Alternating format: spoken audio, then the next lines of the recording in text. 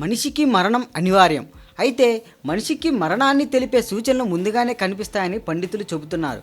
శివుడి ఆజ్ఞ లేనిదే చీమైనా కుట్టదని, శివుడి అనుమతి లేనిదే మనిషికి మరణం సంభవించదని అంటున్నారు. శివపురాణం ప్రకారం శివుడు కొన్ని సూచనల ద్వారా మనిషికి మరణాన్ని తెలియజేస్తాడని చెబుతున్నారు. ఆ సూచనలేంటో టాప్ తెలుగు మీడియా ద్వారా తెలుసుకుందాం. ఎవరికైనా కలలో పోలీసులు పెట్టుకునే టోపీ కనిపిస్తే అది మరణానికి సంకేతంగా చెప్పబడుతోంది. నీలిరంగులో ఉండే ఈగలు ఎవరి చుట్టూ అయినా తిరుగుతుంటే వారు నెల రోజుల్లో చనిపోతారట.